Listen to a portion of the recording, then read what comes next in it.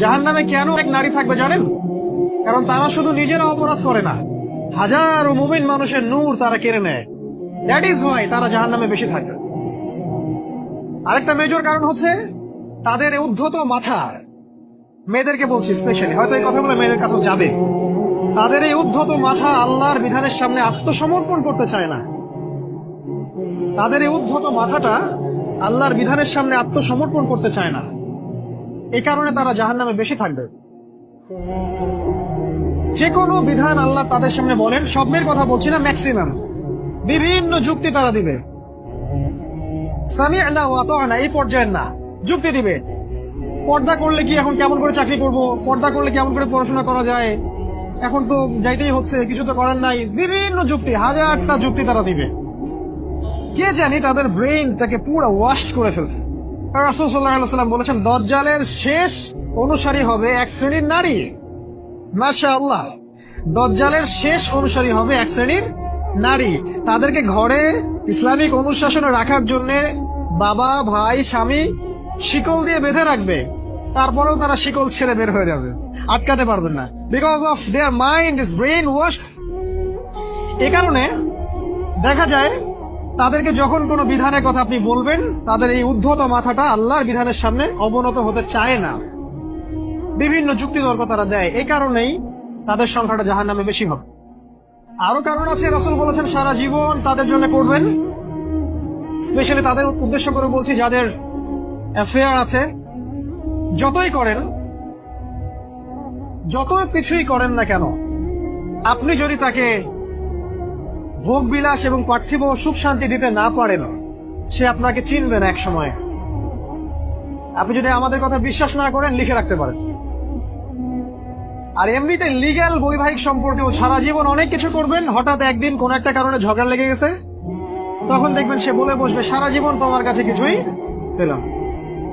আমি নারীদেরকে ছোট করছি না, তাদের কিছু কিছু পয়েন্ট বলছি, এইসব কারণে তারা জাহান্নামে থাকবে। আমি একটু এই কথাটা না বললে জাস্টিস হবে না। রাসূল সাল্লাল্লাহু আলাইহি ওয়াসাল্লাম মেরাজে গিয়েছিলেন, আপনারা জানেন।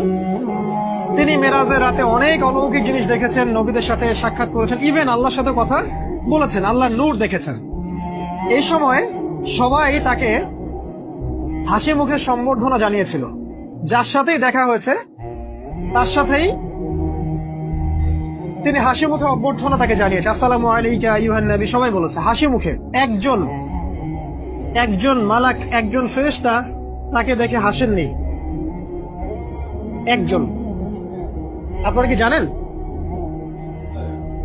রাসূল সাল্লাল্লাহু আলাইহি ওয়াসাল্লাম অবাক হয়েছিলেন। তিনি বলেছিলেন যে, ইয়া জিবরিল, ওর চেহারাটা এত গম্ভীর কেন, সে আমাকে দেখে হাসছে না কেন, তার মুখে হাসি নাই কেন? জিবরিল আমিন বলেছেন যে তার নাম হচ্ছে মালাক, সরি তার নাম মালিক, তার নাম মালিক, সূরা যুখরুফের মধ্যে আছে, তার নাম মালিক।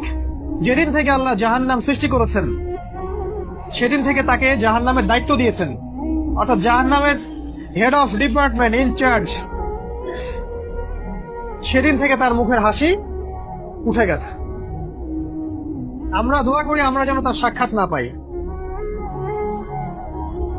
তার কাছে পারমিশন নিয়ে রাসূল সাল্লাল্লাহু আলাইহি ওয়াসাল্লাম জাহান্নামের দিকে তাকিয়েছিলেন, ভিতরে দেখেছেন কি আছে। তিনি পরে যা ব্যাখ্যা করেছেন তা হলো, আমি দেখলাম সেখানে খালি মেয়ে আর সেখানে খালি নারী আর নারী। এই হাদিসটা আপনার মাকে বলবেন, আপনার বোনকে বলবেন, আপনার মেয়েকে বলবেন, আপনার স্ত্রীকে বলবেন। এই হাদিসটা যদি কারো হৃদয়ের মধ্যে গেঁথে যেতে পারে, তার দ্বারা অন্যায় করা সম্ভব না। কিভাবে একটা মেয়ে সবকিছু উন্মুক্ত করে ঘুরতে পারে যখন অলরেডি তার আত্মা জাহান্নামে জ্বলছে, অলরেডি, কারণ ভবিষ্যৎ তো আল্লাহ জানেন। যেমন উমর রাদিয়াল্লাহু আনহু এর ঘর জান্নাতে আছে, রাসূল সেটা দেখে আসেন নাই? এসে ওমর ইবনুল খাত্তাবকে বলেছেন না যে আমি দেখে আসছি তোমার ঘর, আমি ঢুকিনি তোমার ঘরে তোমার আত্মসম্মানের কারণে। তার মানে তিনি পৃথিবীতে বিচরণ করছেন, ঘর তো জান্নাতে অলরেডি তৈরি হয়ে আছে। মেয়েরা দিব্যি ঘুরছে এভাবে, এবং তারা মোটেও সচেতন না তাদের ঘর হয়তো বা জাহান্নামে রেডি। আর আমাদের so called modern western civilisation এদেরকে ব্রেইন ওয়াশ করে দিয়েছে। তারা বাজার করছে, তারা নগ্ন হয়ে ঘুরছে, কাপড় পরেও তারা নগ্ন থাকছে, তারা মডেলিং করছে, গান গাচ্ছে, নৃত্য প্রদর্শন করছে, মিডিয়া আসে, তার দেহ লক্ষ লক্ষ কোটি কোটি মানুষ দেখছে। হাজারো মানুষের নূর চলে যাচ্ছে, অন্যের নূর নষ্ট করে জান্নাতে যাওয়া যাবে না। রাসূল সাল্লাল্লাহু আলাইহি ওয়াসাল্লাম যে আলামত গুলো বলেছেন তার মধ্যে অন্যতম একটা আলামত হচ্ছে শেষ জামানায় মেয়েদের সংখ্যা বাড়বে, ছেলেদের সংখ্যা কমে যাবে।